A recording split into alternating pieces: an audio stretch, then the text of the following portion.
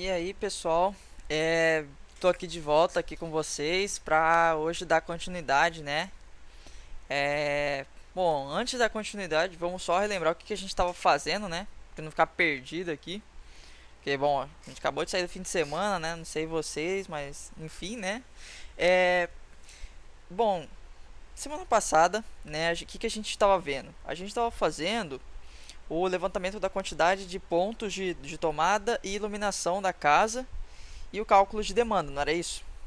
Beleza. Vamos deixar a demanda de lado só um pouquinho, tá? Só um pouquinho. Então vamos voltar aqui. A gente tem a quantidade de pontos de tomada e a quantidade de pontos de iluminação. Então beleza, a gente tem a quantidade de pontos de tomada e a quantidade de pontos de iluminação, a gente só falta colocar elas na planta, não é isso? Se a gente já tem a quantidade que a gente tem aqui para colocar, então vamos colocar aqui os nossos pontos de iluminação. Vamos começar pelos pontos de iluminação, pode ser? Então vamos lá. Não, pera. Não podemos fazer isso. Por quê? Porque ainda falta passar coisa pra vocês, galera. Pois é.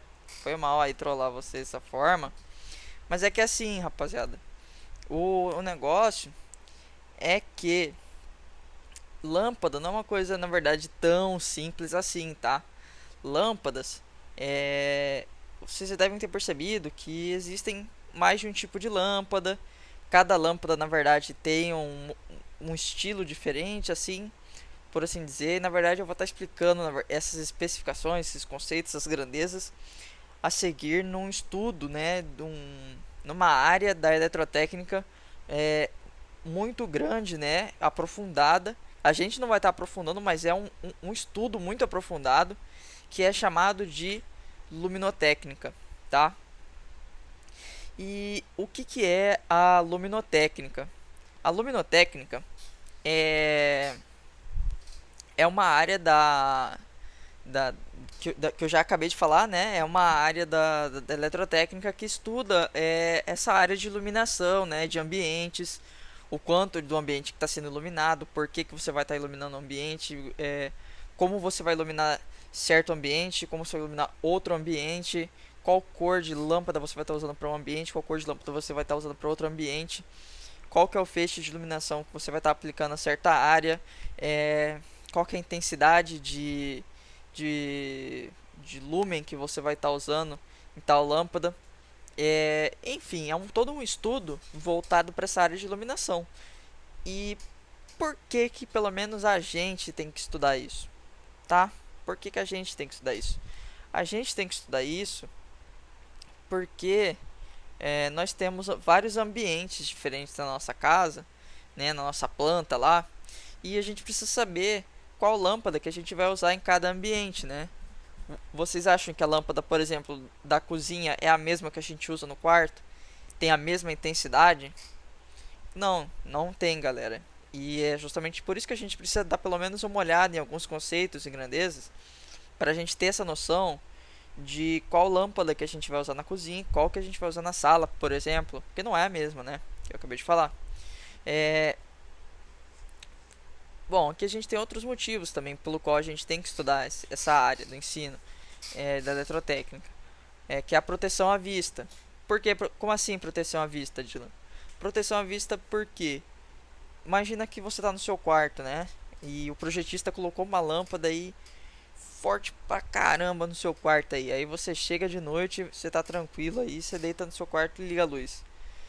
Puxa vida, aquela luz forte pra caramba no seu olho lá, você fica com dor de cabeça com 15 minutos com a luz ligada. Aí você tem duas opções. Ou você fica com a luz ligada na sua cara com dor de cabeça, ou você fica no breu, no escuro. E aí? Pois é. Então assim, você tem que saber, né, qual lâmpada você colocar para proteger sua visão, para você não ficar nem com uma lâmpada muito forte, nem com uma lâmpada muito fraca, né? Porque lâmpada muito fraca força a sua visão. Então a gente precisa saber qual a intensidade de lumens para você colocar no ambiente, para você não ficar nem fraco nem forte, certo? É outro motivo pelo qual a gente tem que estudar, que é a questão dos ambientes. Agora imagina um ambiente de trabalho, que a vista dos funcionários, ela fica submetida a grandes esforços o dia inteiro, né? Uma jornada de trabalho de 8 horas.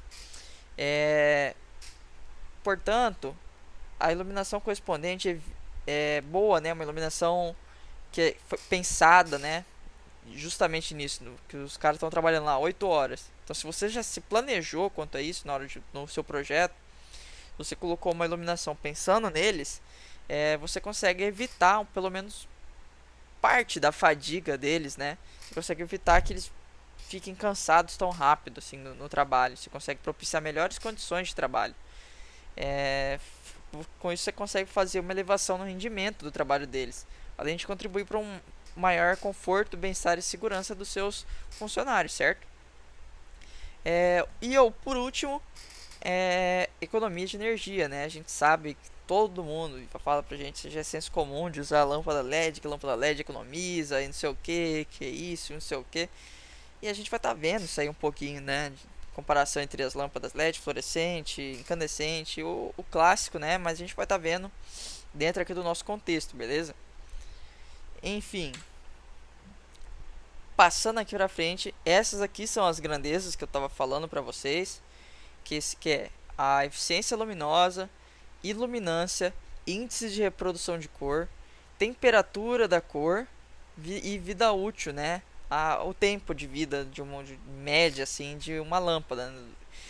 E é importante, né? Todas essas 5 áreas, e eu vou estar aqui falando para vocês sobre cada uma delas e dando exemplos do porquê que a gente tem que ver essas 5 grandezas. Algumas delas vocês vão estar falando para mim, cara, você é louco, isso aí é coisa de teoria da conspiração. Mas não é bem assim, tá? Fica tranquilo que eu vou estar explicando uma por uma e a gente vai começar justamente pela eficiência luminosa, tá? O que é eficiência luminosa? Por definição, tá?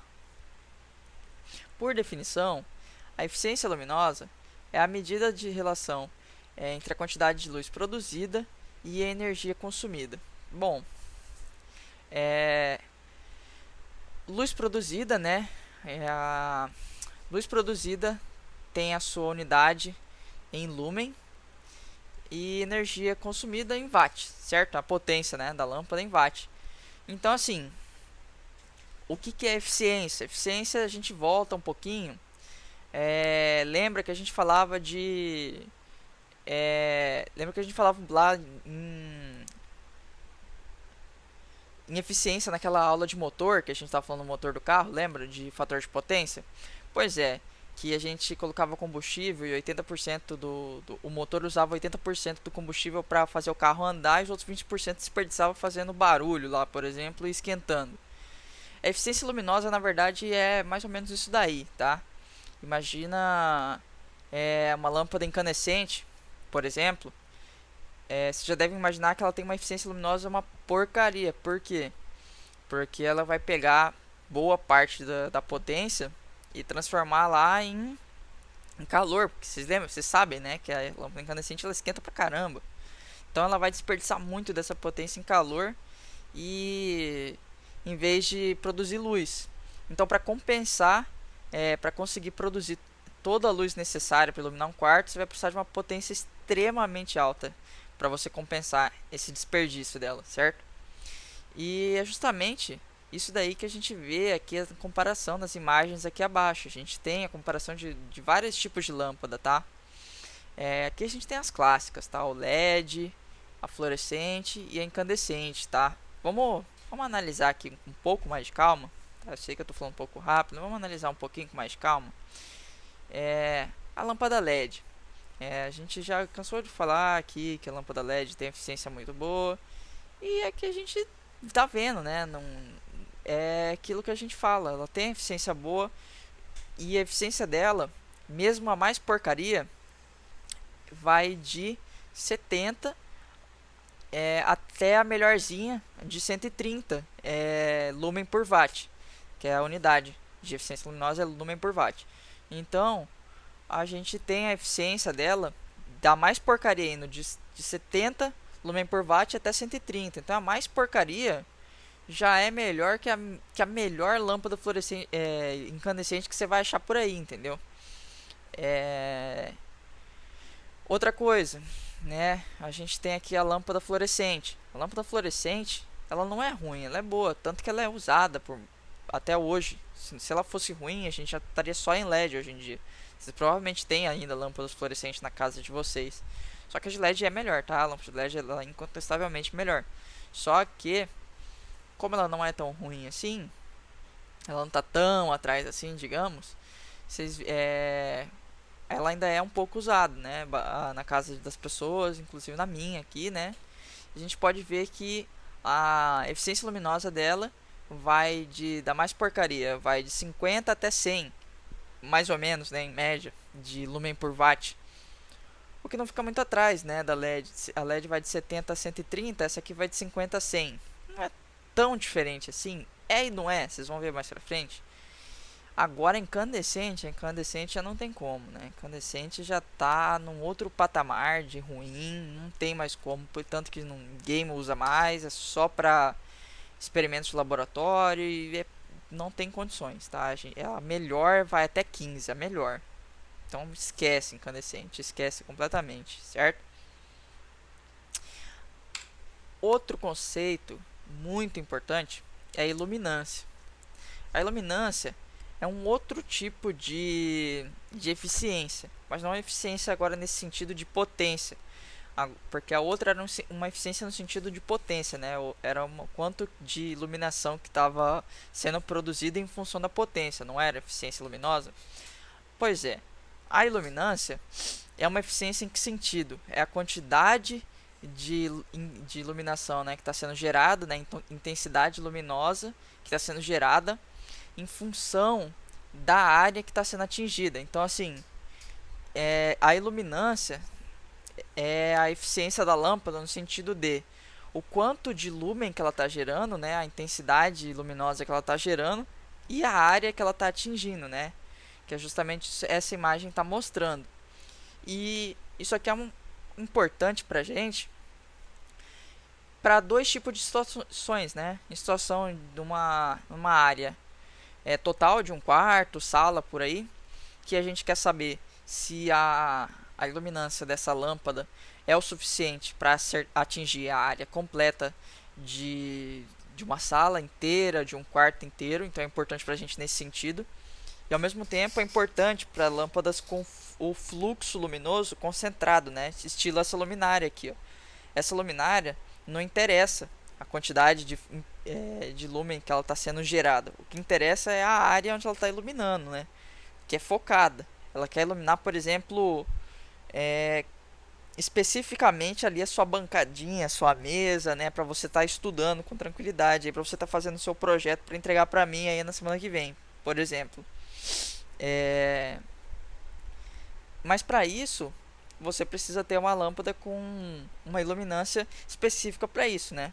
Você não precisa ter uma lâmpada com uma eficiência, né, uma iluminância gigantesca. Você precisa ter uma iluminância pequena, porque a área é pequena, né? Enfim, na verdade é o contrário, mas enfim, esse conceito é importante no projeto de iluminação de ambientes, porque ele mostra o nível de iluminação relativo a cada metro quadrado de área, que é o que eu acabei de falar, né? Ele mostra o tipo de iluminação que você vai usar relativo à área onde você vai estar aplicando, né? Outro exemplo também, imagina bancada de cozinha. Bancada de cozinha a gente vê muito daquelas lumináriazinhas que ficam em cima daqueles balcãozinhos de cozinha, sabe? Aqueles copinhos que a gente vê no teto que cai certinho nas bancadas de cozinha. Então a gente quer que essa lâmpada ela ilumine só a bancada, né? Você não quer que a iluminação desse copinho fique vazando para fora da cozinha, né? Fique tipo assim, forte demais, ou que o feixe fique espalhando para os lados, né? Você quer que ele fique focado e que a iluminância dele esteja focada apenas em cima da superfície da bancada, né? Então, você vai comprar sua luminária pensando nesse fator de luminância, certo? Então é nesse sentido que ela é importante. Beleza. Agora, a gente vai partir para outras que parecem ser teoria da conspiração, parece ser coisa de maluco, mas não é. Pode ficar tranquilo. A primeira delas é o índice de reprodução de cor. O índice de reprodução de cor, ele é a forma de mensurar a percepção de cor pelo cérebro humano, tá? Ou seja, é uma medida quantitativa da capacidade de reproduzir as cores de vários objetos, em comparação com uma fonte de luz ideal. Uma fonte de luz ideal é o Sol, tá? O Sol ele consegue reproduzir perfeitamente as cores. Ou seja, tudo que está sendo iluminado diretamente pelo Sol tem a sua cor original, tá? Essa é a verdade. Agora, se você chegar com uma lâmpada incandescente, que ela é meio avermelhada, a lâmpada incandescente. Se você chegar com uma lâmpada meio avermelhada e iluminar é, um papel, você vai enxergar ele meio amarelado. Você não vai enxergar ele totalmente branquinho do jeito que ele é. Você vai enxergar ele um pouquinho amarelado. Se você chegar com uma luz ultravioleta e que os policiais usam lá iluminar algumas coisas, você vai enxergar a marca de, sei lá, sangue no chão, entendeu? Porque você não está iluminando as coisas do jeito que elas são de verdade. Você vai enxergar as coisas, né, de uma percepção diferente, porque o índice de reprodução de cor é diferente da cor do Sol, tá? E isso se aplica às lâmpadas. Aqui que eu falei da lâmpada incandescente. A lâmpada incandescente, ela essa aqui é a faixa que mostra a luz natural, com índice de reprodução de cor 100%. A lâmpada incandescente, ela reproduz muito mal as cores azul, verde, verde claro, amarelo já começa a melhorar, mas ainda é ruim. E fica bom só no laranja pra frente.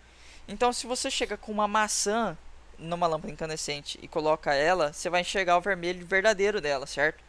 Mas se você colocar, por exemplo, meu controle azul aqui, se você colocar esse controle azul numa lâmpada incandescente, ele vai ficar com uma cor um pouquinho diferente desse azul. Ele vai ficar um azul um pouco mais escuro, meio, não sei, não vai ficar esse azul de verdade que vocês estão vendo aqui.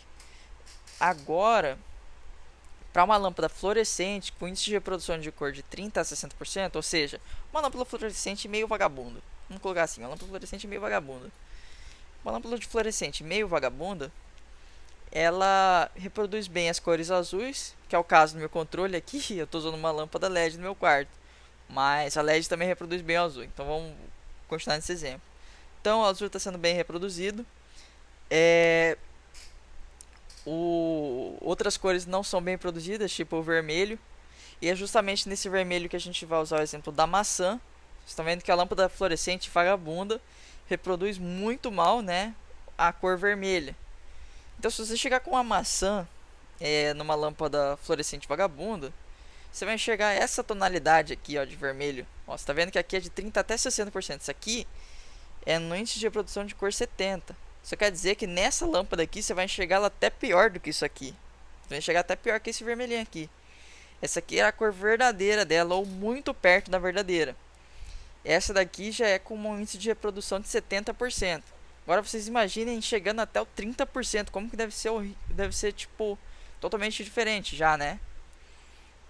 E assim, isso é importante, tá? Na qualidade geral, né, de iluminação. Pode parecer frescura, né? Mas às vezes você quer uma lâmpada que reproduza melhor as cores, principalmente aí no seu quarto, né?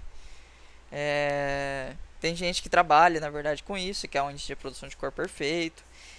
Isso vai depender muito, né, do seu gosto, do seu bolso, mas o ideal é você querer ter um índice de reprodução de cor mais próximo da realidade possível, né? Você não vai querer ter esse aqui onde tudo que não é vermelho ou laranja fica esquisito e por aí vai. Outro outro do nosso item da lista é a temperatura da cor. Também parece teoria da conspiração, mas não é. Parece coisa de coach, né? Enfim. Uma das especificações importantes para a seleção de lâmpada para os diversos ambientes é a temperatura da cor. Cores quentes, cores avermelhadas até 3000 Kelvin, são empregadas normalmente em ambientes que se deseja criar uma atmosfera mais íntima, informal, sociável, como bares, restaurantes, etc. Então, assim, isso aqui não é uma teoria, na verdade é um estudo comprovado que o nosso corpo ele se adapta à iluminação natural do sol, né? Por exemplo, de manhã, que é normalmente o período onde o nosso corpo ele tá mais energizado, assim, ele tá mais operante, né? A gente tá mais ativo, trabalhando, né? Ou na faculdade, estudando. Não exatamente 7 da manhã, mas eu digo, imagina 9 da manhã, 8 e meia, né? Nosso corpo ele já tá de pé e ele tá mais elétrico possível, certo? E imagina qual que é a iluminação nesse período de tempo. Agora, que é uma cor um pouco mais fria, né? Uma cor do sol não é um sol tão quente, não é aquele sol vermelho. Esse sol vermelho é o sol do pôr do sol. É o sol depois da jornada de trabalho, quando a gente já está chegando em casa, já está indo descansar. E é por isso que essa cor ela é empregada nos restaurantes. Essa cor é empregada nos restaurantes porque ela quer criar essa atmosfera onde o nosso corpo. Porque na vida real, o nosso corpo, nesse período do pôr do sol, a gente vai estar querendo descansar, a gente vai estar querendo entrar em repouso, vai estar mais tranquilo na nossa mente. E os restaurantes querem reproduzir essa sensação. Colocando a gente sob essa iluminação, o nosso corpo vai entrar no restaurante, vai se sentir relaxado. A gente vai sentar, vai encostar na cadeira e vai se sentir relaxado, nem um pouco incomodado, certo? Agora, as cores frias, ela tenta imitar essa cor de 9 horas da manhã, 8 e meia da manhã, que é quando o nosso corpo está mais ativo. Então é o tipo de iluminação que a gente coloca em ambientes de trabalho ou locais que exigem maior precisão nas atividades, como cozinha, escritório e laboratório, que é o mesmo que a gente precisa estar focado, né? Que a gente precisa estar prestando atenção no que a gente está fazendo. Assim, no nosso caso, a gente vai colocar isso aqui serve para cozinha, então a gente vai estar pensando na lâmpada que a gente vai estar colocando na cozinha. E nisso aqui, cores frias para cozinha. Mas também existe as cores neutras. As cores neutras é justamente como o nome diz, é a cor neutra, né? Porque, por exemplo, ela é usada em cômodos da casa, como quarto, sala, lavanderia, e em recintos comerciais, como por exemplo lojas, né? Que são ambientes assim realmente neutros, onde você não precisa estar concentrado, mas você não precisa estar necessariamente relaxado. É literalmente um neutro no meio dos dois, porque o objetivo é você não estar nem relaxado e nem ativo, nem concentrado, nem focado. É você estar um meio termo ali, você está tranquilo, mas nem tão tranquilo assim, quase apagando, e nem tão ativo assim, tão ligado. Esse é o objetivo e é por isso que ela é usada em quartos, salas, lavanderia. E é o que a gente vai estar usando na nossa casa. A gente vai estar usando esse tipo de lâmpada na nossa casa, nesses ambientes, tá? E por último, a gente tem o fator de vida média, que isso aqui vai estar definindo, mostrando pra gente qual que é as lâmpadas que a gente vai estar usando na nossa casa, né? Quais são as melhores lâmpadas para estar usando na nossa casa. Tudo bem, a gente sabe que é LED, né? Não precisa nem estar mostrando, não precisa nem estar assim mostrando pra vocês saberem que é o LED, mas assim, o motivo de eu estar mostrando é só pra vocês verem o porquê que é o LED, tá? Bom, vida média é o valor estimado de tempo de duração de uma lâmpada. Normalmente ela é fornecida pelos fabricantes, tá bom? Então a gente tem aqui para comparar as lâmpadas incandescentes, a fluorescente e a LED. Então, a gente tem aqui primeiramente, né, a potência gerada por cada uma dessas lâmpadas para iluminar uma mesma área. Agora imagina assim, o seu quarto, não importa qual lâmpada que você escolha, ela vai estar sendo iluminada da mesma forma. Elas vão produzir o mesmo fluxo luminoso. Só que para produzir esse fluxo luminoso, a lâmpada incandescente usa 60 watts para produzir esse fluxo luminoso para iluminar seu quarto. A fluorescente usa 15 e a LED usa só 7. Então quer dizer, você vê que a eficiência da LED ela é metade, ela é 2 vezes mais eficiente que a fluorescente. E a eficiente é 4 vezes mais eficiente que a incandescente. Enquanto isso, o nosso objetivo aqui, que era ver a vida útil, a vida útil de uma lâmpada incandescente é de 1000 horas, enquanto média, né? Enquanto a de uma fluorescente é de 8000 e a de LED é 50.000. Então, na verdade, a lâmpada LED, o maior fator dela não é nem a eficiência e não é nem a eficiência, não é nem o preço, não é o gasto mensal, a economia.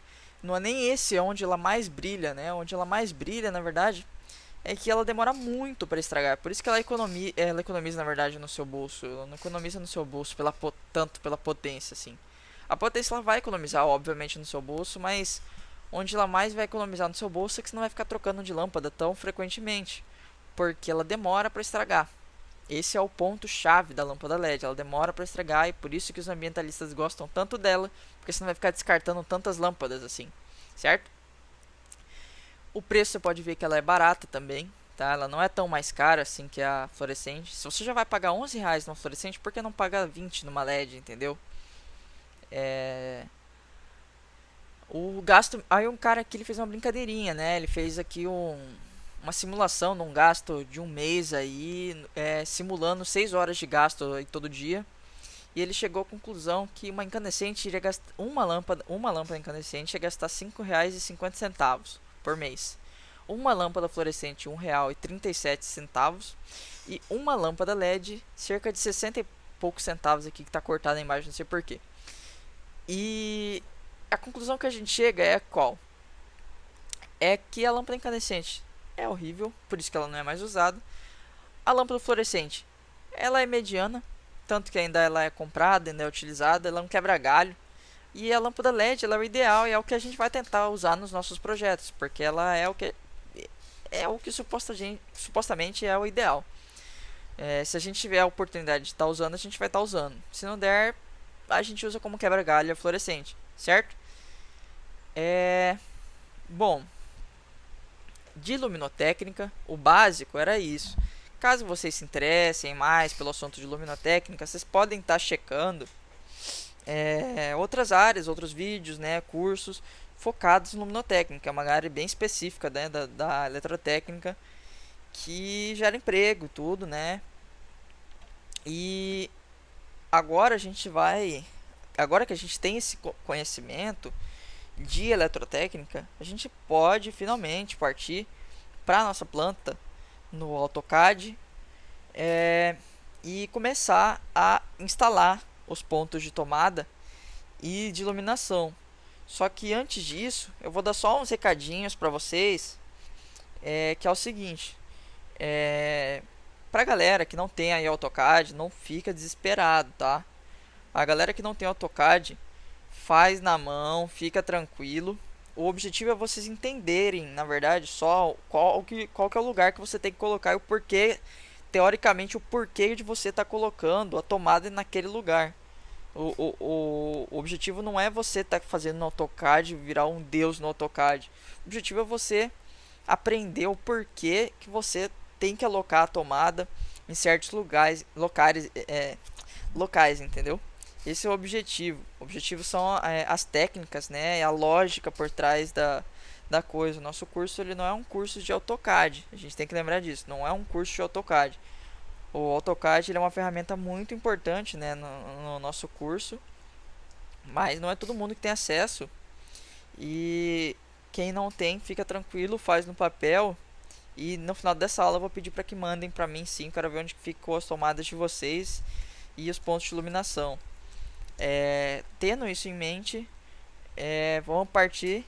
O pessoal que está na mão aí no desenho, bora no desenho. O pessoal que está no AutoCAD, bora no AutoCAD, beleza? Então é isso aí, bora lá.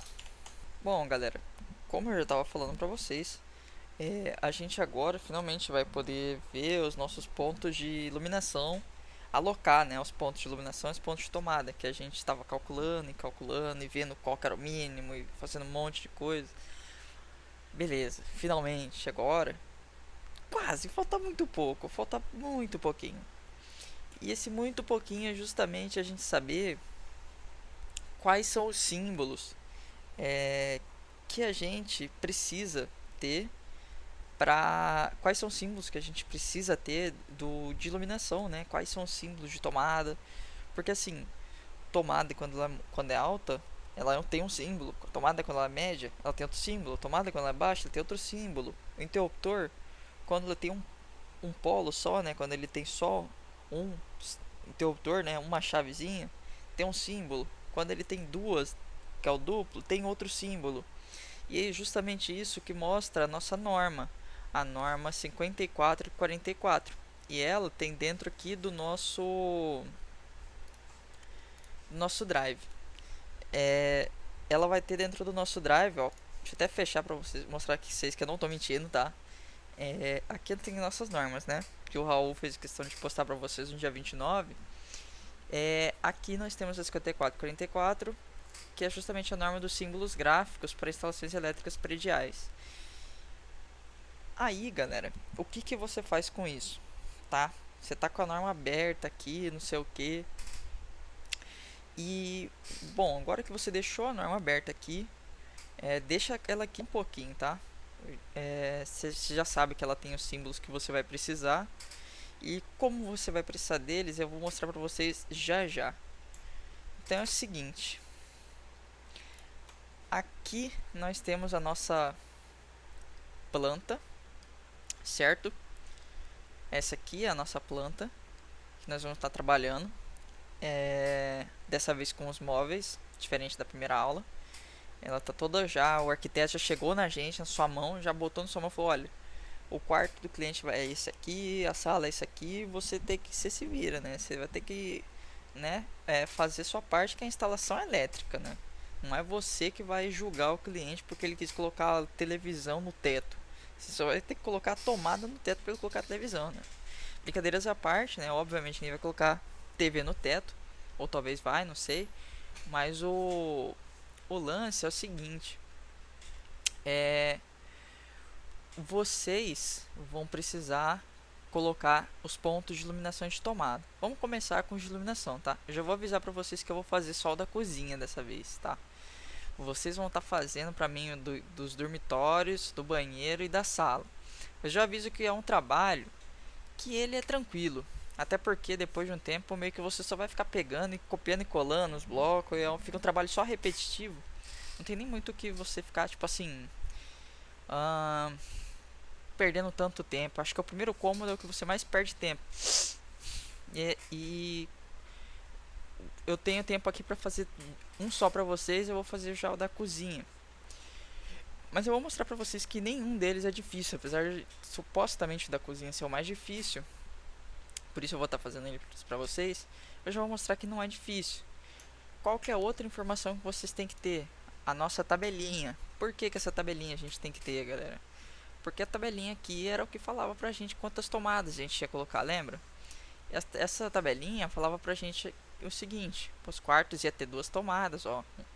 Uma tomada, duas tomadas, cada uma de 100 VA nesse quarto, no outro também. Na cozinha eram três tomadas, cada uma de 600 VA, mais uma de uso específico. No banheiro era a tomada do chuveiro de 5.000 VA, lembra? E enfim, tá? A gente tendo essas informações aqui, que vocês construíram na tabela, que eu já mostrei na aula passada, inclusive completa, já dei os spoilers para vocês completa. Isso aqui não é nem a versão completa que tá faltando da sala, mas não importa, tá? Vamos pegar o da cozinha. Analisar o da cozinha aqui. O da cozinha diz pra gente o seguinte: lembra que a gente tinha feito, era uma tomada para cada 3,5 metros de extensão de perímetro? Ou seja, a gente alocou três tomadas, porque só deu três tomadas por causa do perímetro, e cada tomada era 600 VA. Então a gente tem três tomadas de 600 VA para distribuir na cozinha e uma tomada de uso específico do micro-ondas de 1333 VA. E é justamente essas quatro tomadas, as três de uso geral e a de uso específico, que a gente vai estar colocando na cozinha. Isso, as tomadas. E agora para iluminação. Iluminação, nós chegamos a que conclusão? Nós chegamos à conclusão seguinte: que faltava muito pouco da gente conseguir colocar mais uma lâmpada na cozinha. E como faltava muito pouco, a gente arredondou e colocou realmente mais uma lâmpada. Então acabou que a gente ficou com duas lâmpadas de 80 VA na cozinha. E é justamente isso aí que a gente vai estar colocando na cozinha. Então, resumindo, duas lâmpadas, duas Lan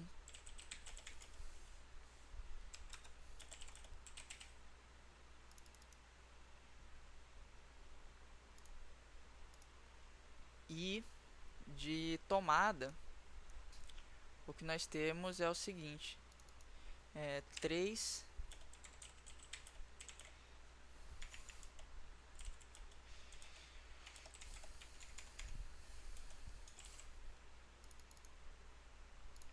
tomadas. Isso aqui é a conclusão que a gente chegou, e é isso aqui que a gente vai estar instalando. Opa, VA, né? É isso aqui que a gente vai estar instalando no nossa cozinha. E vocês vão fazer o mesmo assim para todos os cômodos, tá? Isso aqui vocês não precisam estar anotando na tabela não. Isso aqui eu tô só escrevendo só para vocês verem, tá? Só para ficar visual. Mas porque já está escrito, entendeu? Já está escrito aqui, subentendido, já está anotado inclusive na tabela de vocês.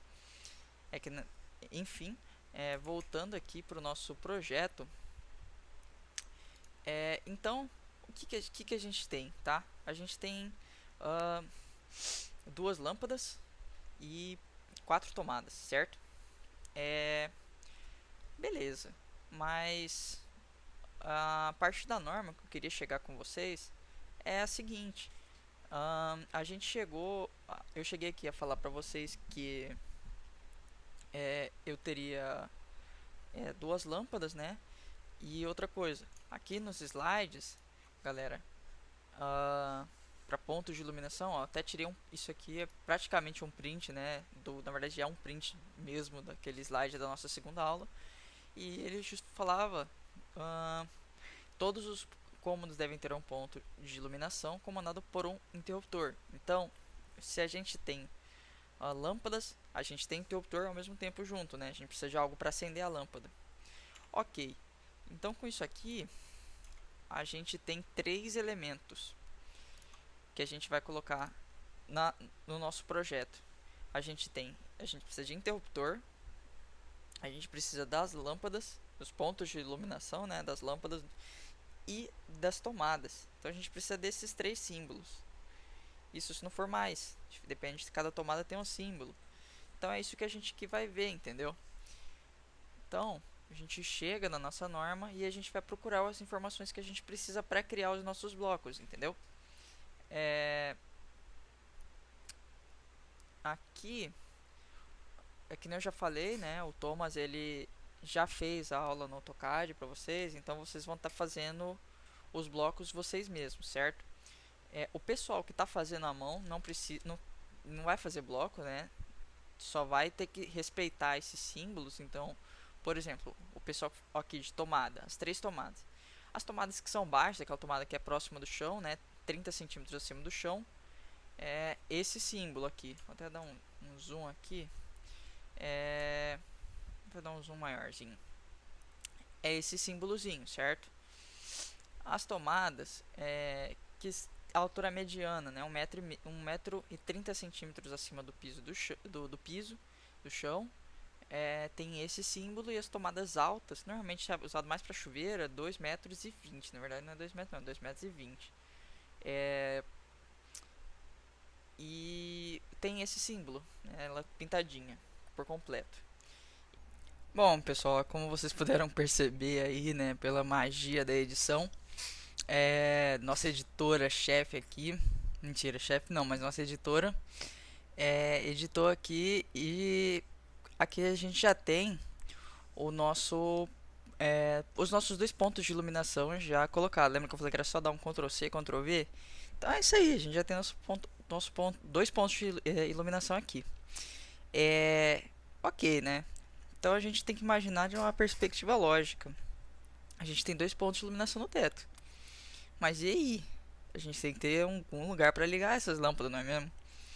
E a gente liga eles com o interruptor, não é mesmo?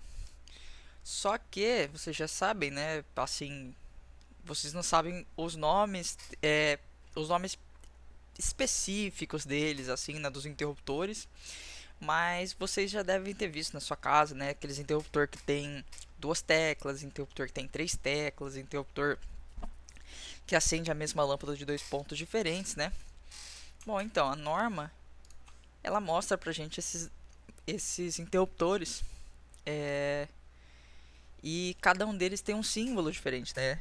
Então a gente vai vir aqui, e ver que existem esses símbolozinho para cada um desses tipos de interruptor. Então você vai fazer um bloquinho para cada um desses interruptor, né? Até o four-way, não, mentira, o four-way você faz se você quiser, né? O four-way, ele é basicamente um paralelo que acende a lâmpada de dois pontos diferentes, só que para acender várias lâmpadas diferentes, é, acender uma lâmpada de vários pontos diferentes, né? Basicamente, ele é como se fosse um paralelo, só que em vez de acender com dois pontos diferentes, acende com 300 pontos diferentes, né? Imagina uma escadaria aí que tem uma lâmpada assim e você vai acendendo de todos os andares, né, do prédio. Imagina, por exemplo, nesse quesito. Agora, o que você foi lá no seu AutoCAD, né, e você fez os bloquinhos tudinho bonitinho, né, dos interruptores, a gente vai pensar na nossa perspectiva de projetista, tá? Você pensando na sua perspectiva de projetista, você vai chegar numa conclusão que pode ser até que seja diferente da minha, tá? Originalmente, por exemplo, eu tinha pensado em colocar um interruptor paralelo aqui, né? Para acender a cozinha assim que a gente entra nela, tipo, colocar o interruptor aqui, a gente acende entrando na cozinha. E quando a gente está saindo pro quintal, a gente desliga aqui, por exemplo, sabe? Só que se vocês pararem para pensar, de novo, né? Que nem eu falei, se vocês, sabe, se vocês como projetistas têm que analisar o ambiente, né? Se você analisar esse ambiente aqui, ó, olha o tamanho de uma cama, por exemplo, olha o tamanho de uma pia. A cozinha é praticamente do tamanho da pia, né? A pia é do tamanho da cozinha inteira, praticamente.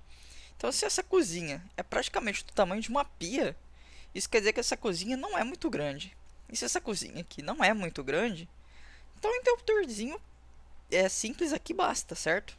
Como a gente tem duas lâmpadas, é bom a gente deixar um interruptor daquele de duas teclas, um para cada lâmpada, não é mesmo? É melhor do que a gente colocar um interruptor simples que vai acender as duas e desligar as duas ao mesmo tempo. Vai saber, às vezes você quer deixar só uma ligada, ou às vezes você quer deixar tipo só a de trás ligada aqui para mexer na parte do fogão, ou às vezes você quer deixar só essa aqui ligada porque você quer estar comendo, você não está mexendo aqui com o fogão e tal.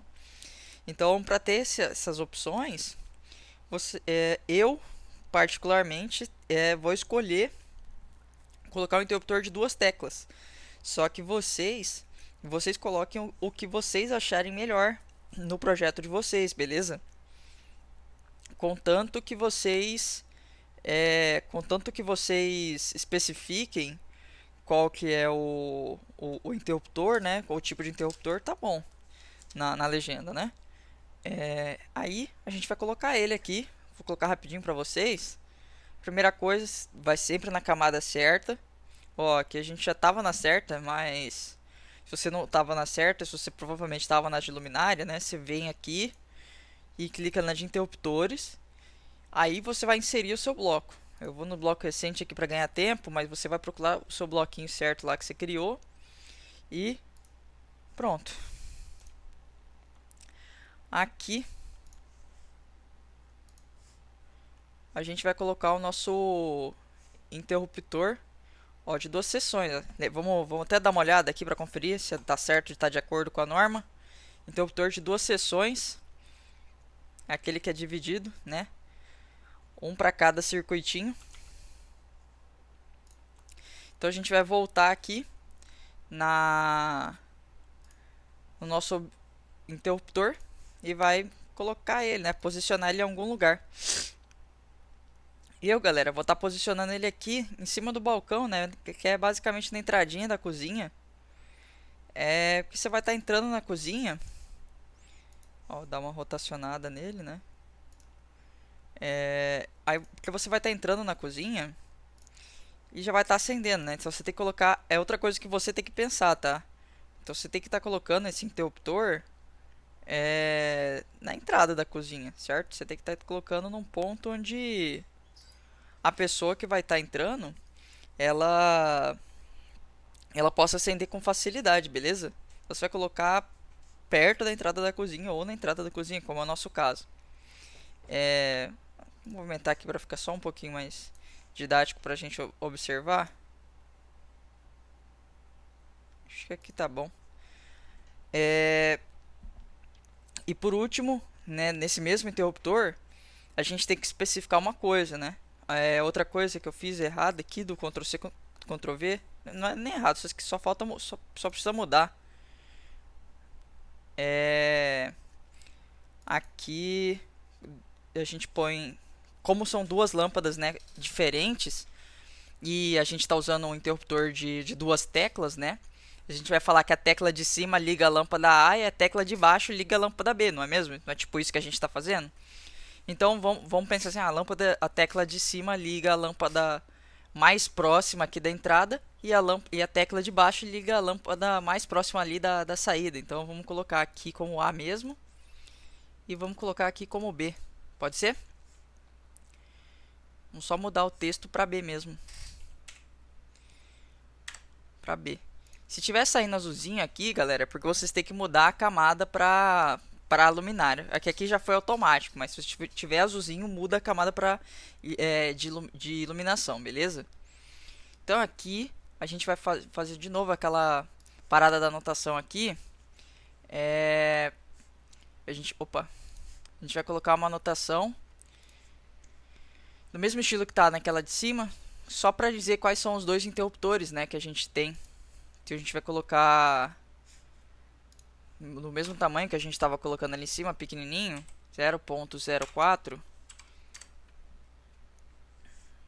E a gente vai colocar interruptor A. Acho que ficou talvez pequeno demais. Acho que ficou pequeno demais. Vou colocar um 0.6. 0.06. Tem uma melhoradinha. Então põe nesse tamanho aqui.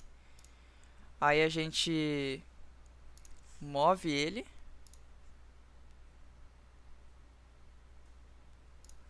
Opa.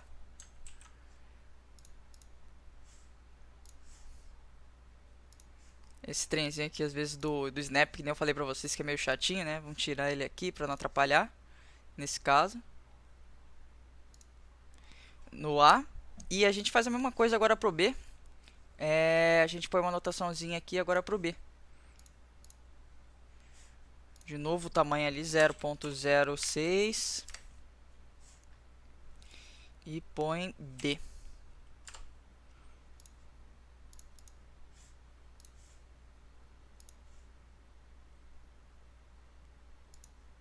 Prontinho.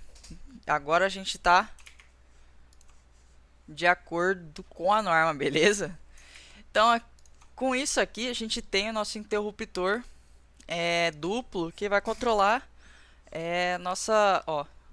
a lâmpada A e a lâmpada B da nossa cozinha. E para caso de lâmpada simples, vocês vão usar o interruptor simples que está aqui em cima.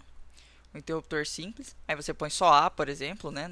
Ou no caso vai ser um C, né? Se for uma lâmpada do outro quarto, por aí vai.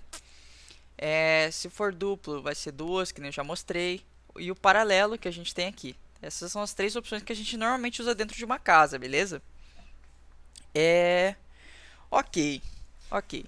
Agora, como vocês já até viram spoilers aqui, a gente tem que posicionar as nossas tomadas. E assim como as lâmpadas, os nossos pontos de iluminação, os nossos pontos de tomadas também seguem regras, e essas regras já foram apresentadas para vocês anteriormente, lá na aula 2. Mas eu trouxe aqui para relembrar, né, porque ninguém de ferro, ninguém tem memória aí para lembrar do que aconteceu aí, como passou um fim de semana. E as regras mais importantes, né, vamos ver aqui. Vocês vão se atentar nessas regras aqui do quarto, tá? Aqui fala para tentar colocar uma tomada a cada 5 metros ou fração de perímetro estão espaçadas uniformemente, mas a realidade é que você vai colocar onde você acha que tem que colocar, e eu vou explicar isso para vocês daqui a pouquinho no caso da cozinha. Querem ver? Seguinte, em casos de cozinha, lavanderia, etc, fala para colocar uma tomada a cada 3,5 metros praticamente,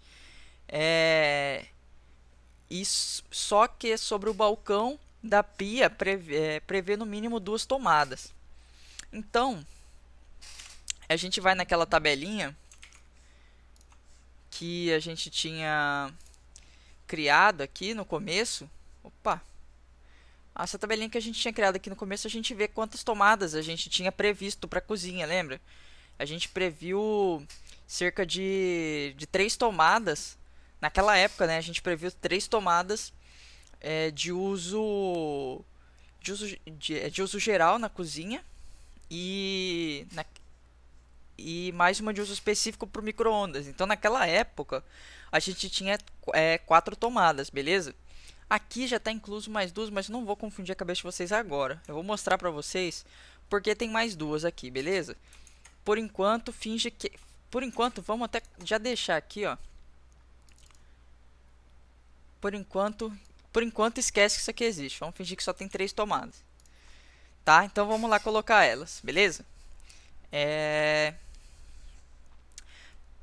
Primeira coisa, vamos analisar os móveis que a gente tem aqui na nossa cozinha. A nossa cozinha, a gente tem um fogão. O fogão ele precisa de uma tomada para ele, né? Apesar de não ser um móvel de uso específico, ele precisa de uma tomada para ele.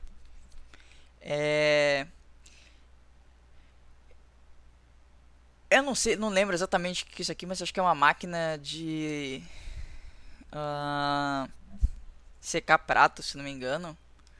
Se não me engano é isso, mas de qualquer jeito é um eletrônico, né? Precisa de uma tomadinha para ele. Independente do que seja, beleza? Se vocês descobrirem que isso aí, vocês me avisam.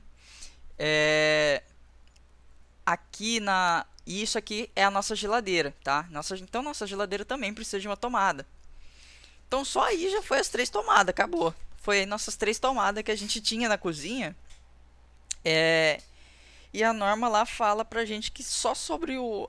Aqui em cima do balcão da pia, a gente precisava na realidade de 2 tomadas aqui em cima do balcão da pia.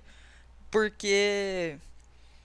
Agora você tenta imaginar, né? Na sua cabeça de projetista e na sua cabeça de pessoa normal. Pensa na sua cabeça de pessoa normal. Na sua cozinha aí, não tem bastante tomada aí perto da sua pia e tal, pra você ligar tipo batedeira, pra você ligar é, aquele espremedor de suco, né? Aquele triturador, enfim, né? Tem bastante eletrônico ali de equiparatos de cozinha que você usa na tomada, né? Você às vezes usa 2, 3 de uma vez só na tomada, então é por isso que você precisa de colocar pelo menos umas 2 tomadas aqui em cima do balcão da pia, porque você está cozinhando, né? Aqui perto do fogão, assim, e você vai tacar aqui na tomada, né? Vai estar fazendo esse preparo, né? De algum processo, beleza? Então é para isso que a gente colocou aquelas 2 tomadas extras lá naquela tabela, porque só para esses eletrodomésticos aqui a gente já colocou 3 e faltou as 2 da pia que a norma fala pra gente que precisa ter, e mesmo se não tivesse na norma, a gente se não colocasse, a gente estaria saindo como mal projetista, né? Porque se a gente for parar pra pensar, nossa cozinha tá uma porcaria, certo? Então, o que a gente faz numa situação dessa?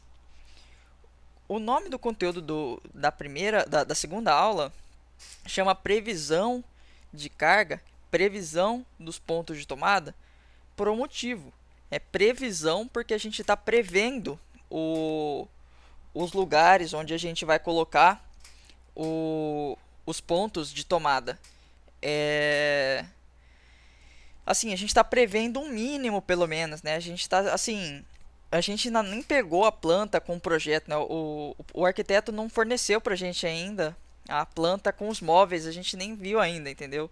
Então a gente, como eletricista, a gente com base técnica de carga e tal, a gente vai falar, olha, tem que ter pelo menos 3 tomadas aqui. Então o que a gente faz?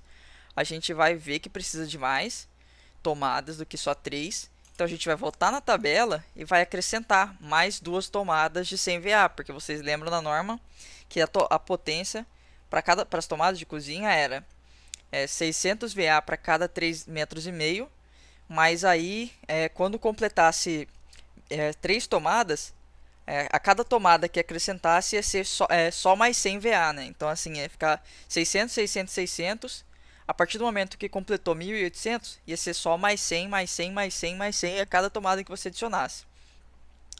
Então, tendo todo esse embasamento, a gente vai partir e colocar os pontos de tomada. A gente vai colocar uma tomada para a geladeira, para o fogão e para esse trem que eu ainda não sei o que é.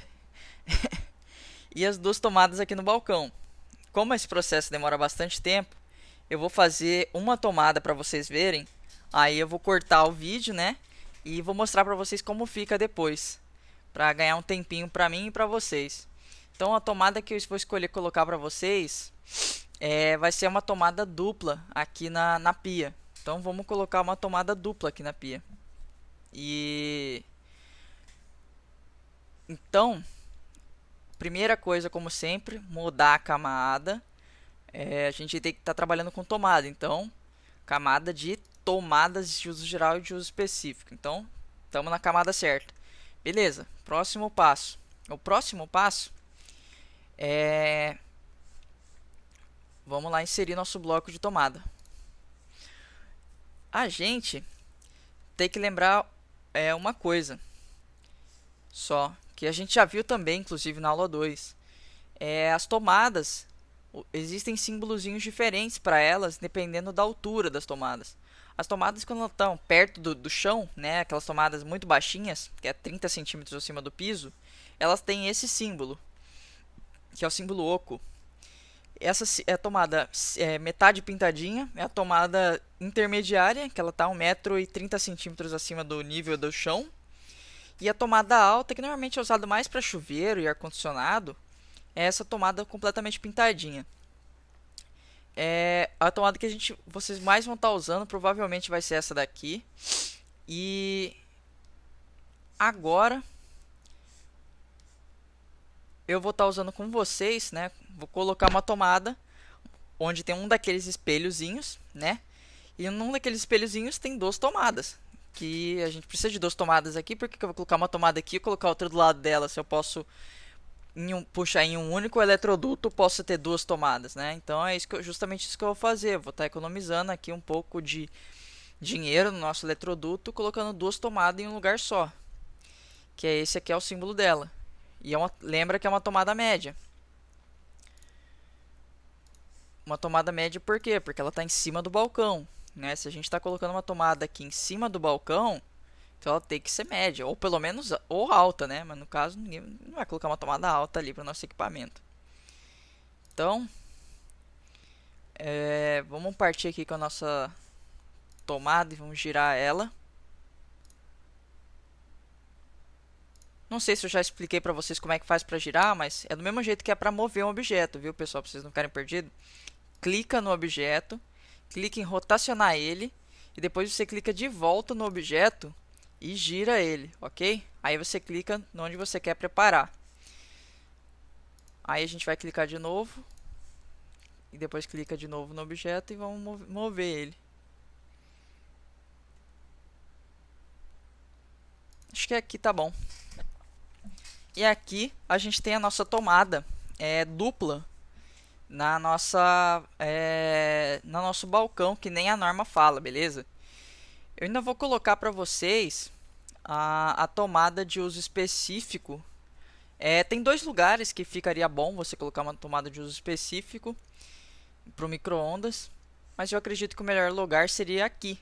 E é justamente ela que eu vou colocar, porque eu vou colocar ela para mostrar para vocês mais uma coisa que é necessária.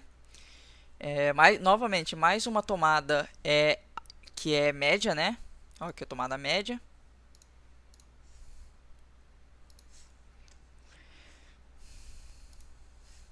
Vou rotacionar ela pra gente.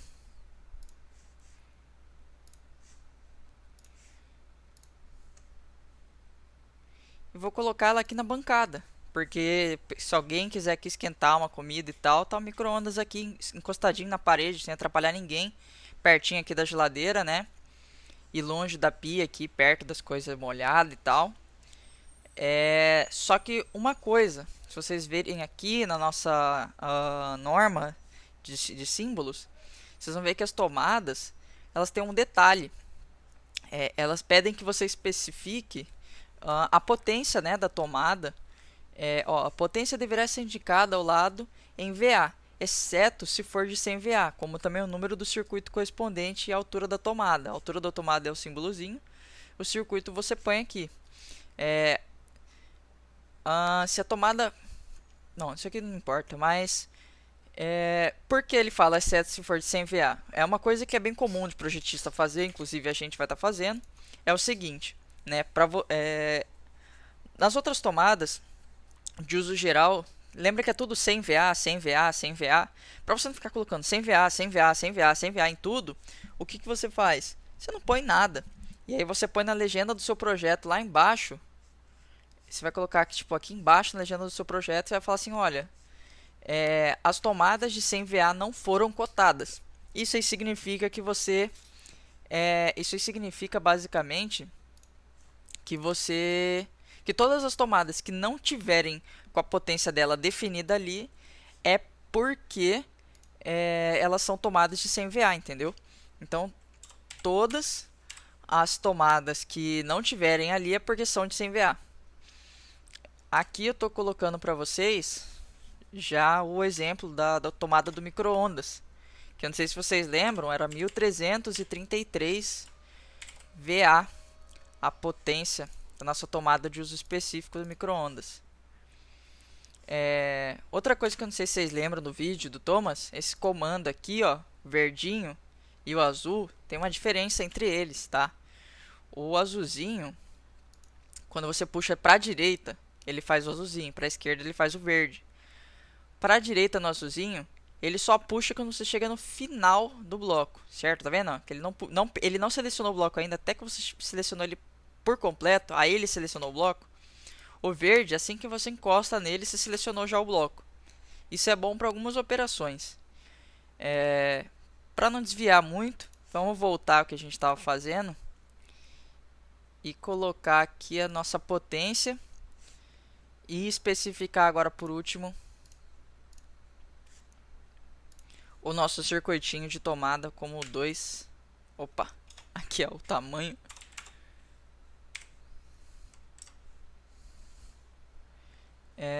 Circuito 2. Acho que ficou muito grande. Pode ser 0.04. 0.04. Isso, ficou bom agora.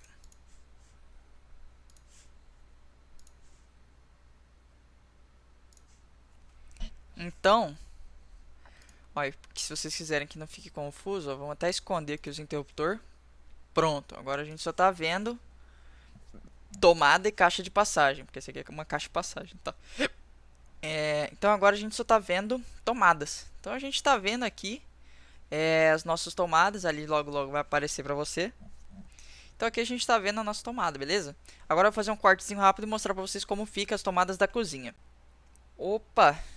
E aí a gente está de volta, novamente com a nossa magia da edição aqui, da nossa chefia aqui da Samila. Agora a gente pode ver aqui o posicionamento das nossas tomadas. E assim que eu tornar visível os nossos móveis, vocês vão entender perfeitamente por que a gente usa para esconder esses móveis. Olha só, fica uma bagunça, tá vendo? Então a gente usa as camadas justamente para isso, tá? Então vocês estão vendo aqui que tem uma tomada para alimentar cada um dos objetos da cozinha e eles estão posicionados no lugar certo. Uma para geladeira, as duas tomadas que é a normaliza para ficar na bancada, uma tomada para alimentar o fogão e uma tomada para alimentar o trem, que eu ainda não sei o que é. Você ainda não descobriu o que é esse trem aqui, mas tudo bem. Eu espero que algum dia eu descubra. E só para fechar essa parte aqui, vamos esconder de novo para mostrar para vocês como que tem que ficar, tá? Como que eu deixei pelo menos. Essa tomada eu escolhi deixar ela uma tomada média, né? Eu não sei o que é esse trem aqui, né? Então não sei se dá para deixar uma tomada baixa. E uma tomada média geralmente é bom para qualquer objeto. Então eu deixei uma tomada média aqui para ele, de 600 VA.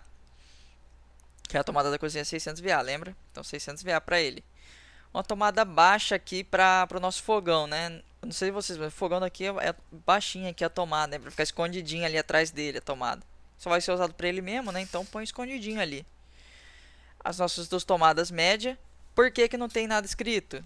Lembra que na nossa cozinha tínhamos três tomadas de 600 VA, ó. Uma, duas, três.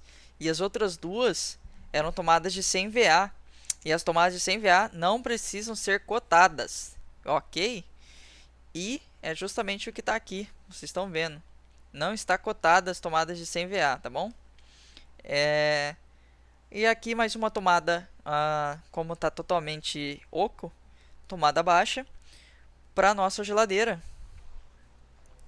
E a nossa tomada de uso específico do micro-ondas. E assim, nós temos aqui a nossa cozinha finalizada. O nosso set de tomadas da cozinha. Vocês estão vendo que a norma fala, você tem que ficar tudo bem posicionadinho, não sei o que. Vai fazer o que? Os eletrodomésticos da cozinha, todos eles vão ser usados desse lado. O que vai adiantar você colocar uma tomada aqui, sendo que não vai ter nada desse lado, certo? Então é isso que faz você, a diferença entre você e um projetista ruim, beleza? É para isso que serve o raciocínio seu, tá bom? O que acontece, né? O que pode acontecer aqui de variação? Às vezes tem um bebedouro, né, que pode ficar desse lado. Então você prevê uma tomada para esse lado aqui, por caso o cara queira colocar um bebedouro, sacou? O cara põe um bebedouro aqui. Às vezes, na verdade, até isso aqui que seja esse trem aqui. Acho que esse aqui pode ser que seja um bebedouro. Caramba, acho que isso aqui é um bebedouro. Tá vendo? Ó? Minha cabeça de projetista tá funcionando. Eu deduzi aqui o que era objeto através de experiência, não do desenho, tá vendo? Através do desenho eu não fazia a mínima ideia do que era. Mas através de dedução dá pra talvez deduzir que isso aqui talvez seja um bebedouro, tá vendo? E se não for, a gente põe uma tomada aqui pra ser um bebedouro, por exemplo. Então assim, eu quero ver a criatividade de vocês, pessoal. Nos outros cômodos da casa. Vocês estão vendo que é uma coisa simplesinha, demora um tempinho aí pra vocês irem colocando bloco, ó, colocando tomada por tomada e tal, etc. Mas, cara, é até gostosinho de fazer. Você põe uma música aí, relaxa e vai fazendo. Já era, uma hora você termina tranquilo. Agora que a gente volta pro nosso rumo da aula, para finalizar aqui e vocês ficarem tranquilos por hoje, beleza? Que a gente só precisa fechar alguns conceitinhos rapidinhos, básicos, para que a gente precisa usar na aula seguinte, tá? É bem básico. Que é sobre os elementos que vão conter nas próximas partes do projeto. As próximas partes do projeto, vocês viram que eu já citei circuito, que eu já citei quadro de distribuição em algum momento, né? Eu já citei várias coisas, né? Interruptores também, não cheguei a explicar também, lembra que eu falei que eu ia explicar pra vocês depois. Então, eletroduto também, né? Eu vou explicar pra vocês o que é isso, né? E vou começar isso numa sequência lógica, né? Desde o ponto de entrada da energia na casa de vocês até os equipamentos. Isso eu consigo fazer em cerca de um minutinho. E como que acontece isso, Dylan? A energia, ela vai chegar lá do transformador aqui e ela vai entrar pelo ramal de ligação no medidor da casa de vocês. Do medidor, né?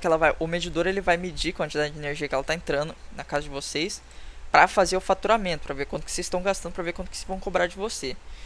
Basicamente é isso. Aí, aqui tem o eletrodo de aterramento, que é onde está o fio terra da sua casa. Basicamente o fio terra da sua casa, todos os fios terra da sua casa, eles são conectados a um único ponto, no final das contas, que é essa haste de aterramento fincada na terra, literalmente, aqui fora. Aí, os fios, que é o do nosso ramal de entrada, que a gente calculou lá no começo, lembra que a gente calculou lá no começo, que eu falei bastante, o ramal de ligação que a gente tem que passar para Energisa na segunda aula? Pois é um fio, lembra que era um fio grossão, não sei, 10, 16 milímetros, não lembro agora. Esse fio grossão aqui, esses fios que vai estar passando por aqui, ó. E eles vão estar passando por debaixo da terra, a maioria das vezes, né? Por debaixo da terra e chegando no seu quadro de distribuição. O quadro de distribuição é esse carinha aqui. Todos vocês devem saber o que é quadro de distribuição, porque tem na casa de todo mundo, né? Você já deve ter mexido, né, para desligar o disjuntor ali, pra, sei lá, mexer trocar isso em chuveiro alguma vez na vida, alguma coisa do tipo.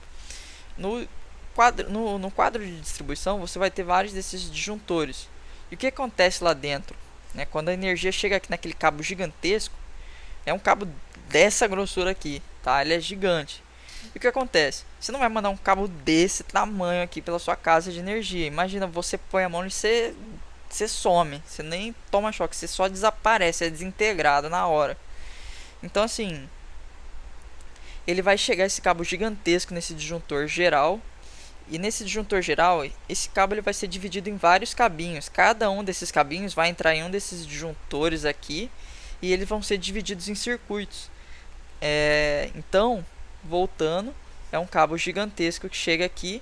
E esse cabo gigantesco é dividido em vários cabinhos menores. Que cada um desses cabinhos vai para algum elemento da casa de vocês. Para chuveiro, para iluminação, para tomadas de uso geral, para ar-condicionado. Então cada disjuntor ele serve para dividir esse fio gigantesco para alguma coisa, né, para algum uso. E cada uma dessas divisões são chamadas de circuitos. Então é isso que são os circuitos. E esses fios eles vão para os equipamentos de vocês aqui, ó, eles vão para os equipamentos de vocês, para as lâmpadas, para os interruptores, para as tomadas, através dos eletrodutos. E o que são os eletrodutos? Os eletrodutos são esses carinhas aqui, que é uns canos, basicamente, de uma forma bem leiga falando, são uns caninhos que ficam dentro das paredes da casa de vocês, que onde o mais utilizado é esse aqui, que ele é o melhor para muitas. A gente tem toda uma lógica do porquê usar cada um desses, mas esse aqui é o mais usado.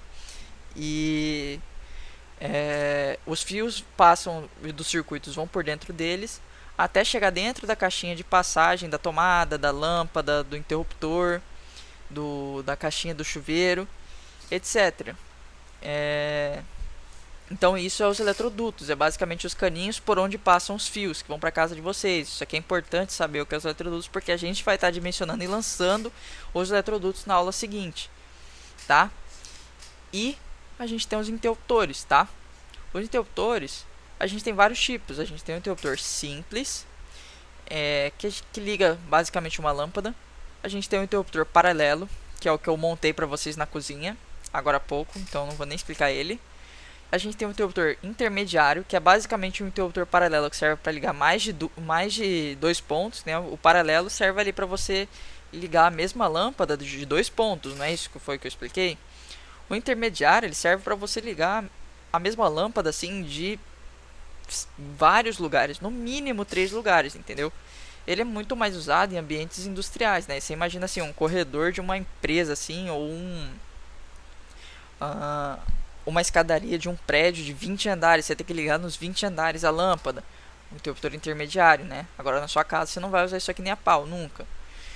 E o interruptor duplo é um interruptor que você vai ligar na chavezinha de cima, você vai ligar uma lâmpada e na chavezinha de baixo você vai ligar outra, né? Porque às vezes você liga uma lâmpada que é mais forte e na de baixo às vezes você está ligando uma arandelazinha, que é uma lâmpadazinha que você vai ligar para iluminar em cima da sua bancada para você parafusar alguma coisa, entendeu? E por que eu expliquei tudo isso? Por que eu expliquei tudo isso muito rápido? Agora é hora de respirar. Respira, né? Por que eu estava explicando tudo isso aqui?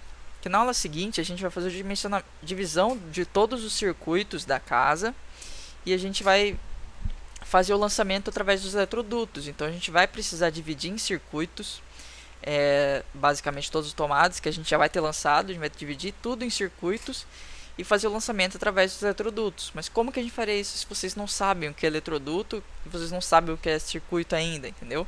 Então eu estou passando para vocês o conceito disso.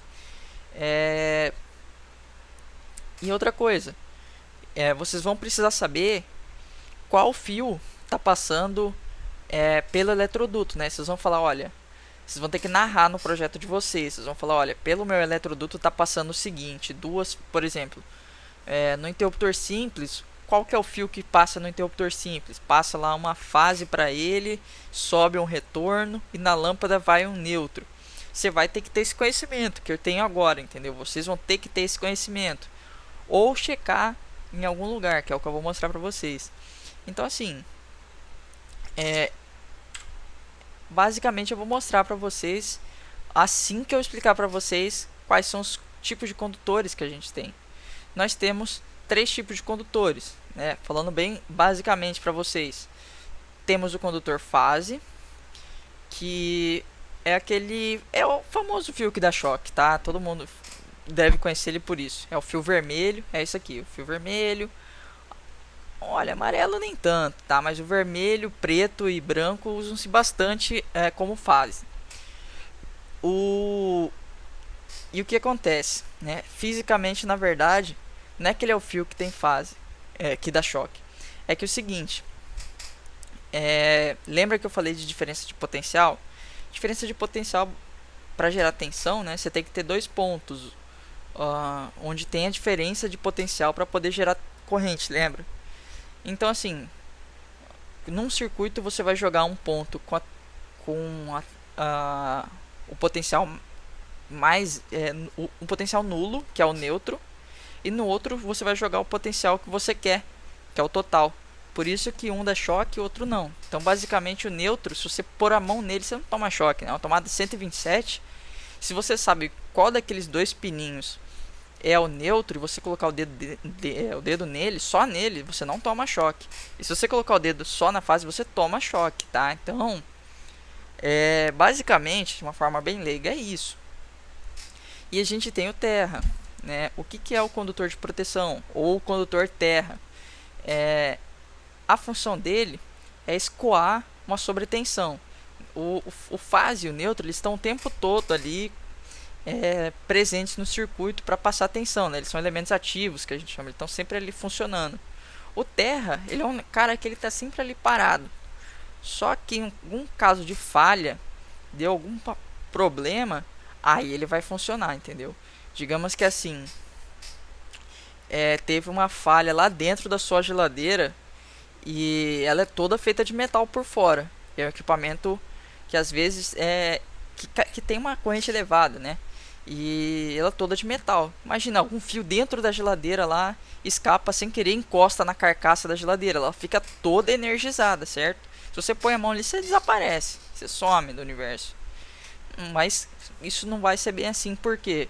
Porque ela é aterrada. E o que isso quer dizer?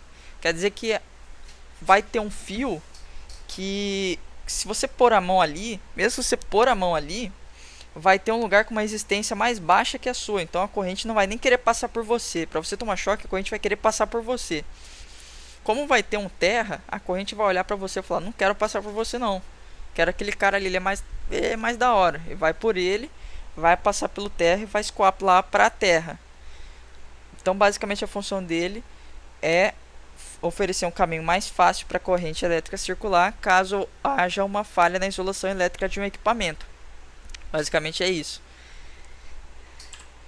Sabendo nossos tipos de condutores, a gente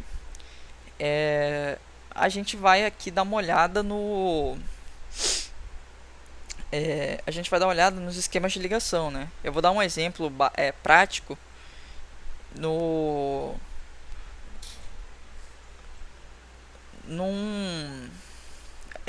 retorno simples aqui, no painel simples, no interruptor simples. Desculpa, no interruptor simples. A gente tem 2 visões para olhar isso. A gente tem a visão do lateral e tem a visão de cima, né? A visão lateral é o seguinte. Nem eu falei, uma hora a gente acabar falando de quadro. Na aula que vem a gente vai falar de eletroduto. Então a gente vai falar do que? Dos fios saindo do quadro de distribuição, né? Fase, neutro, e alimentando o nosso esquema de ligação. E qual que é o esquema de ligação nesse caso aqui do interruptor simples? Nele vão fios fase, neutro, que eu já tinha explicado, né? Que vai a diferença de potencial, e tem um retorno. O que é um retorno? O retorno ele é um fio fase, basicamente, que serve só para fazer o retorno dessa fase para a lâmpada. Como que isso funciona? Aqui do disjuntor, né, ele fez a divisão do fio grossão, fez a divisão para um fio mais fino, onde esse fio fino foi direto, passando pelo eletroduto, ele foi direto até o interruptor. Chega no interruptor, ele tem que fazer uma ligação na lâmpada, né? E para fazer a ligação na lâmpada, você usa outro fio que a gente chama de retorno, que ele vai lá e liga na lâmpada através de outro eletroduto, né? Ele vai até a lâmpada e conecta nela. E o neutro, ele vai do quadro de distribuição até a lâmpada. Beleza.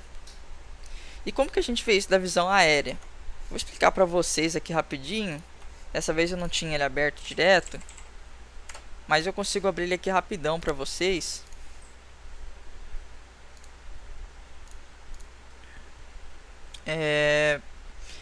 Que eu vou mostrar para vocês como funciona isso na prática no lançamento de eletroduto, né? No lançamento de eletroduto funciona de uma maneira diferente, entendeu? Aqui. Como que funciona? Como que vai funcionar aqui? A gente tem que fazer a ligação de um interruptor simples bem aqui no quarto, certo? Esse interruptor simples aqui no quarto. Como que a gente vai fazer, ó? Tá vendo aqui, ó? Que aqui no nosso quadro aqui ele especifica, né, quais são os fios que está passando. Então, nosso quadro ele está aqui. A gente precisa chegar com esse fio lá no nosso interruptor. Como que a gente vai chegar? Então, e quais fios vão passar, entendeu?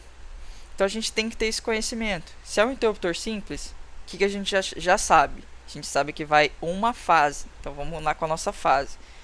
Ela vem por esse eletroduto, vai passar por essa caixa de passagem da lâmpada que está ali. Ela só vai passar, entendeu? Ela vai passar por ali e vai continuar indo no caminho dela. Ela vai continuar vindo por aqui até chegar no quarto. Chegou no quarto, ela vai descer pelo eletroduto e chegar no nosso interruptor. Beleza? Então é isso. E agora a gente sabe que tem um retorno. O que o retorno faz? Ele retorna para a lâmpada, certo? Então a gente tem que retornar para a lâmpada. Então a gente vai retornar aqui para a lâmpada. Retornamos para a lâmpada. E a gente sabe que a gente tem um neutro. Não sabe que a gente tem mais um neutro para vir lá do quadro? Então a gente tem que vir lá do quadro. A gente passa pela caixa de passagem. A gente continua o caminho. E ele para dentro da caixa de passagem. Então esse é o conhecimento que vocês precisam ter para a próxima aula, entendeu? É o conhecimento de quais são os fios que passam para cada esquema de ligação. Porque nessa aula de hoje vocês vão ter posicionado todas as tomadas da casa, todas as lâmpadas. Só que na aula que vem você vai ligar as tomadas e você vai ligar as lâmpadas, entendeu qual que é a lógica? Você vai ter as tomadas já posicionadas e as lâmpadas também. Só que você tem que ligar elas, entendeu? Elas estão lá apagadas, você vai ter que ligar elas. Para você ligar elas, você vai ter que... Cada uma tem o seu esquema de ligação, né? E os esquemas de ligação são esses aqui. Ó, o esquema de ligação do... Eu vou deixar aqui, entendeu? Isso aqui é pra você, de consulta para vocês. Os slides vão estar disponíveis para vocês olharem. Então esse aqui é o esquema de ligação do three-way. Ó, vai dois retornos, é diferente, entendeu? Vai um retorno daqui para a lâmpada ainda, mas vai dois retornos entre os interruptores. Então a gente tem que ter essa informação para a cozinha, sacou? A fase vai em um interruptor só. Aí desse interruptor para o outro passa dois fios de retorno e vai um retorno do outro interruptor para a lâmpada. E o neutro vem do quadro direto para a lâmpada. Então, essas informações, ó, do four-way, do interruptor simples e do duplo, tem todas as informações aqui, entendeu? Quais são os fios que passam em todos os tipos de ligação, tem aqui para vocês, inclusive de tomada, tá? Tomada 127. Para tomada 127 vem uma fase, né? Um neutro e um terra, tá? Tomada 220, duas fases, um terra, tá? Um interruptor simples com tomadas, aquele vocês já viram muito em caso de banheiro, né? Provavelmente vocês vão ter que colocar um desse no banheiro de vocês. Ele vem um interruptor e ao mesmo tempo embaixo, logo embaixo, né, grudadinho ali no interruptor, vem uma tomadinha junto. Esse aqui é o esquema de ligação dele. Então vocês têm que saber que vem uma fase e vem uma segunda fase de outro circuito, né? Porque o circuito de iluminação e de tomada é diferente. Então vem uma outra tomada, uma outra fase para ligar a tomada. O neutro pode até dividir, mas são duas fases diferentes para alimentar aqui. E pode ser o mesmo terra. Na verdade não tem terra no interruptor. Mas é isso, entendeu? Basicamente isso aqui é material de referência para vocês, esses esquemas de ligação. A gente ainda vai voltar neles aqui para usar como referência na próxima aula. Era mais para apresentar para vocês. E que fique para a próxima aula. Eu quero ver de vocês como ficou a planta de vocês, né? Como que ficou o lançamento de tomada e de interruptores e pontos de iluminação, né? Novamente a aula acabou demorando um pouco mais, mas é porque o AutoCAD demora um pouquinho mesmo para explicar. No mais, galera, eu espero que tenha ficado claro o conteúdo de hoje. E caso não tenha ficado, me desculpa. Caso tenha ficado dúvida, pergunta lá no grupo. Eu sei que vocês estão muito acanhados, não sei porquê lá. Muitos de vocês já me conhecem. Manda mensagem lá, pode mandar figurinha, me zoando todo mundo lá. Lá é tranquilo, não tem essa não. O pet não é essa coisa toda aí que vocês estão achando de ter que ser sério, assim, não é isso.